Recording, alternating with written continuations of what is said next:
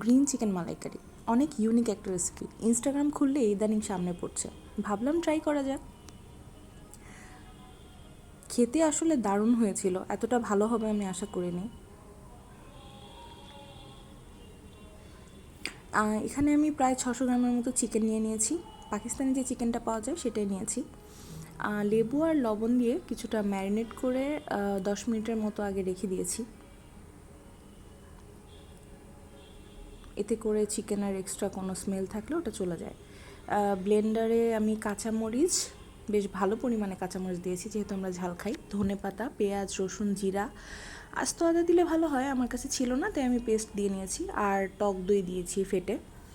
এরপর একটা green paste তৈরি হবে এরকম। এই গ্রিন পেস্টটা দিয়ে খুব ভালোভাবে মেখে চিকেনটা ম্যারিনেট করে রাখতে হবে।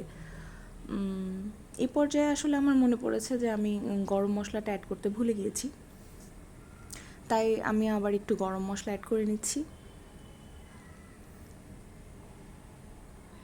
ভালোভাবে ম্যারিনেট করে রেখে দিতে হবে for 2 to 3 hours at least. একটু বেশি সময় ধরে ম্যারিনেট করলে হয় কি, চিকেনের মধ্যে ফ্লেভারটা খুব ভালোভাবে ইনফিউজ হয়ে যায়।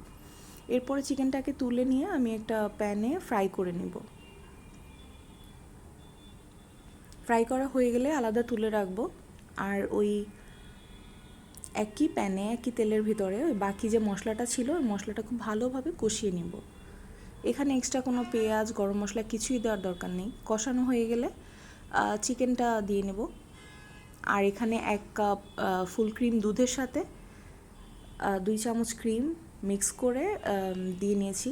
এতে চিকেনটা আরও বেশি ক্রিমি হয় টেক্সচারটা। আসলে আমি ঝরঝরে পোলাওয়ের সাথে সার্ভ করেছিলাম, কিন্তু আমার পরে মনে হলো যে খাওয়ার পরে আর কি, যে এটা সম্ভবত পরোটা বা নানের সাথে খেলে আরও বেশি ভালো লাগতো। যাই হোক, নেক্সট টাইম হয়তো আমি ট্রাই করব। কিন্তু আমার কাছে পোলাওয়ের সাথেও খুব একটা খারাপ লাগেনি, খুবই মজা হয়েছিল। আর এমন সিল্কি একটা টেক্সচার ছিল চিকেনের, আর ধনেপাতার যে ফ্লেভারটা, ওফ, অনেক টেস্টি।